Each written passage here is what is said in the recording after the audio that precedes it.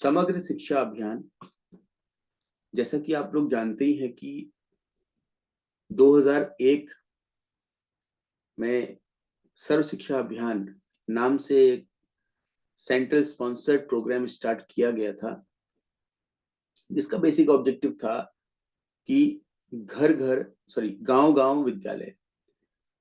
Actual में हम school तो डेवलप कर लेते हैं, बट बच्चों की रीच में स्कूल अगर ना हो तो बच्चे शायद स्कूल तक ना पहुंच पाए। जो समृद्ध वर्ग के बच्चे हैं, जिनके पास संसाधनों की कमी नहीं है, पैसों की कमी नहीं है, वो तो अपने अपने संसाधनों से विद्यालय तक पहुंच जाते हैं। बट भारत एक ऐसा देश है जहां पर बहुत अधिक मात्रा में हमको ऐसे परिवार देखने को मिलते हैं कि जिनके पास शायद 2 वक्त की रोटी खाने के लिए भी कुछ ना हो। तो ऐसे परिवारों के बच्चों को दूर दराज विद्यालयों तक ले जाना अपने आप में एक बहुत बड़ी चुनौती रहती है। तो उस चुनौती से पार पाने के लिए या उस चुनौती को थोड़ा सा कम करने के लिए ही सर्व शिक्षा अभियान जैसी एक योजना चलाई गई केंद्र सरकार द्वारा। और आप सभी परिचित हैं कि ये होता क्या है। 2001 में ये प्लान किया गया कि भारत के जितने भी गांव हैं, हर गांव में एक प्राथमिक विद्यालय अनिवार्य रूप से खोला जाएगा। जहां पर है पहले से वो तो ठीक है, और जहां पर नहीं है वहां पर एक विद्यालय जरूर खोला जाएगा और उसको कुछ जो आधारभूत सुविधाएं हैं वो प्रदान की जाएंगी और अधिक से अधिक मात्रा में बच्चों का नामांकन करवाया जाएगा। तो बेसिक जो ऑब्जेक्टिव था वो यही था कि बच्चा कम से कम कक्षा 5 तक की शिक्षा तो ले ही ले। लास्ट क्लास में आरटी एक्ट पढ़ा था और आपको बताया था मैंने कि कम से कम 8 साल की शिक्षा बच्चा ले ले, ऐसी व्यवस्था गवर्नमेंट द्वारा की गई है। बट 2001 में कम से कम 5 तक की शिक्षा लेकर के बच्चा साक्षर बन जाए, है ना, लिटरेसी और न्यूमरेसी का नॉलेज उसको हो जाए, मतलब कि वो भाषा को समझ सके, पढ़ सके और उसको अपने विचारों को उस भाषा में सामने रखने में किसी प्रकार की कठिनाई का सामना ना करना पड़े। ठीक है, इस उद्देश्य के साथ ही विद्यालय खोलेगा। बट देखा गया कि लंबे समय तक कुछ सफलताएं तो मिली, ठीक है, कुछ ग्राफ तो ऊंचा हुआ बड़ा, लेकिन वो बहुत ज्यादा सक्सेसफुल नहीं हो पाया। कुछ कमियां रही होंगी। सरकार द्वारा समय समय पर समीक्षा की गई। उसी के क्रम में फिर एक रमसा करके एक प्रोग्राम चलाया गया, फिर रूसा करके एक प्रोग्राम चलाया गया। वो माध्यमिक और आगे वाला जो था आपका वो उच्च शिक्षा के लिए था, उस पर हम चर्चा बाद में करेंगे।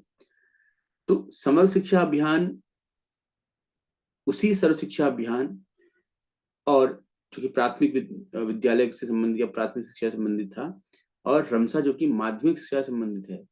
ठीक है, रमसा का फुल फॉर्म होता है राष्ट्रीय माध्यमिक शिक्षा अभियान।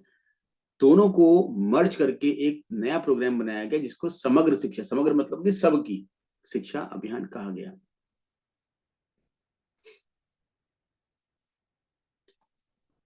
समझ में आ रहा होगा आप लोगों को? प्लीज एक बार बताइएगा, वॉइस वगैरह क्लियर Yes, है और स्क्रीन आपको विजिबल है या नहीं है। समग्र शिक्षा अभियान was formed by subsuming the following 3 schemes to ensure an integrated and holistic school education। समग्र शिक्षा अभियान में मुख्य रूप से 3 योजनाओं को सम्मिलित किया गया या शामिल किया गया, जिससे कि हम समैतिक या सभी को शिक्षा, विद्यालय शिक्षा प्रदान कर सकें। पहला है आपका रमसा, राष्ट्रीय माध्यमिक शिक्षा अभियान। आप लोगों के लिए एक प्रश्न बनता है कि ये राष्ट्रीय माध्यमिक शिक्षा अभियान की शुरुआत किस वर्ष से हुई थी? अगर आंसर आपको आता है तो आप दे सकते हैं। सेकंड है समग्र शिक्षा अभियान। इसको समग्र शिक्षा नहीं, ये आपका है सर्व शिक्षा अभियान। ठीक है, थोड़ा सा मिस्टेक हो गई है लिखने में। सर्व शिक्षा अभियान। एंड देन है आपका टीचर एजुकेशन। ठीक है, ये रमसा ठीक है, एसएसए को आप सर्व शिक्षा अभियान लिख लीजिएगा प्लीज, वो टाइपिंग मिस्टेक हो गया है। और तीसरा है टीचर एजुकेशन। तो 3 स्कीम्स को क्या किया गया आपका, मर्ज कर दिया गया। ठीक है, किसमें? समग्र शिक्षा अभियान में। कौन कौन सी स्कीम्स हैं? राष्ट्रीय माध्यमिक शिक्षा अभियान, सर्व शिक्षा अभियान, सर्व शिक्षा अभियान जो बता रहा था अभी तक आपको मैं 2001 में जो स्टार्ट हुआ था, और शिक्षक शिक्षा sorry teacher education. The goal is to treat schooling as a smooth transition from preschool, primary, upper primary, secondary and senior secondary level. It focuses on improving the quality of education at all levels by integrating the two T's. First is teachers and second is technology. तो क्या उद्देश्य था समग्र शिक्षा अभियान का? अगर हम मोटा मोटा बात करें, एक उद्देश्य को लेकर चलें, तो वो ये था कि बच्चा प्री स्कूल से, मतलब जो नर्सरी, एलकेजी, यूकेजी हम बोलते हैं ना, ठीक है, वहां से प्राथमिक, फिर प्राथमिक से उच्च प्राथमिक, फिर उच्च प्राथमिक से आपका माध्यमिक, माध्यमिक से उच्च माध्यमिक तक की जो शिक्षा है बहुत स्मूथली ले ले। ऐसा ना हो उसको कि प्राइमरी क्लास से फिर मतलब क्लास 5th से 6th में जा रहा है तो उसको 6th में कुछ समझ में ही नहीं आ रहा है, या फिर उसको एक्सेस नहीं मिल पा रहा 6th क्लास में जाने का, या 8th क्लास पास करने का तो 9th में जाना चाह रहा है तो उसको एक्सेस नहीं मिल पा रहा, वो नहीं जा पा रहा है, स्कूल अवेलेबल नहीं है आसपास, है ना, या फिर वो स्कूल में एडमिशन ले भी रहा है तो कंपटीशन इतना हाई है कि उसको कुछ समझ में आ नहीं रहा। मतलब इस तरह की चीजों को ध्यान में रखते हुए तो पहली तो रिक्वायरमेंट ही हुई होती ना, प्राइमरी स्कूल तो आपके गांव में है सपोज, लेकिन प्राइमरी के ऊपर कोई स्कूल ही नहीं है, फिर आपको जाना पड़ रहा है शहर में, तो आप देखते होंगे कई सारे बच्चे इस वजह से ही क्लास ड्रॉप कर देते हैं, अपनी 5 क्लास पढ़ती नहीं है।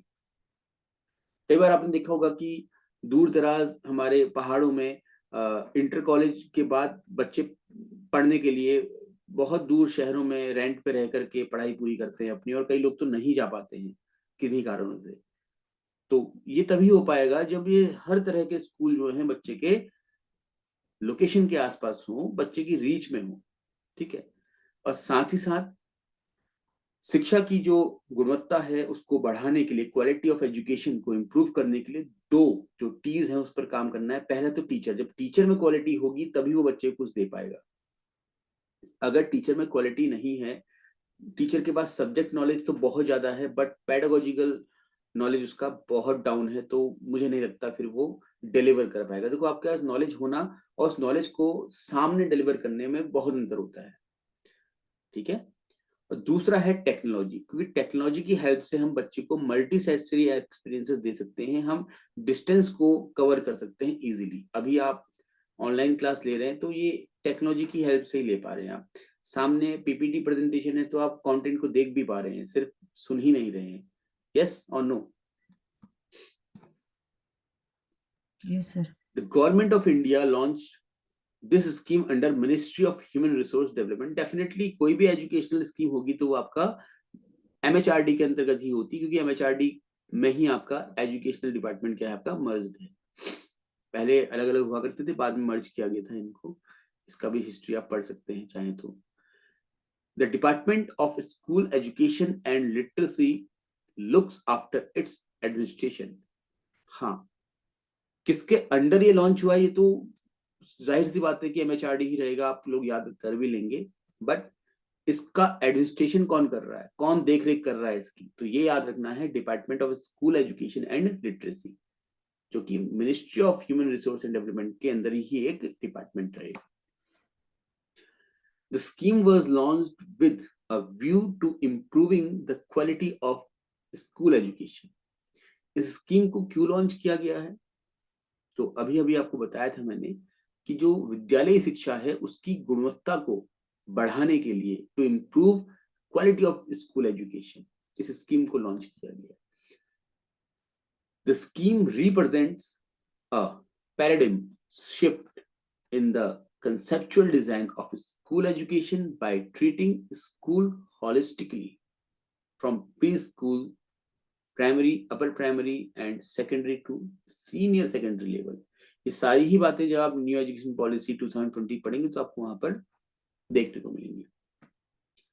इस स्कीम के माध्यम से, यानी कि जो योजना है आपकी समग्र शिक्षा अभियान, इसके माध्यम से कंप्लीट शिफ्ट किया जा रहा है आपकी जो पुरानी स्कूल एजुकेशन का जो कंसेप्ट था उसको, ठीक है, जिससे कि अब बच्चा नर्सरी से लेकर के 12th तक की जो एजुकेशन है वो एक ही क्षेत्र में बहुत ही आसानी से ले सके और किसी भी प्रकार का एकेडमिक, फिजिकल, सोशल, इमोशनल किसी भी प्रकार का बैरियर उसके सामने ना आए. The scheme was drafted with the broader goal of improving school effectiveness measured in terms of equal opportunities for schooling and also equitable learning outcomes. तो जो ये स्कीम है इसका जो एक वृहद उद्देश्य है वो क्या है? स्कूल में इक्वल अपॉर्चुनिटी, समान अवसरों की इफेक्टिवनेस को मेजर करना, ठीक है ना, और लर्निंग आउटकम्स को मेजर करना. बाकी हम नेक्स्ट क्लास में करते हैं डिस्कस. अभी आप रिजॉइन कर लीजिएगा.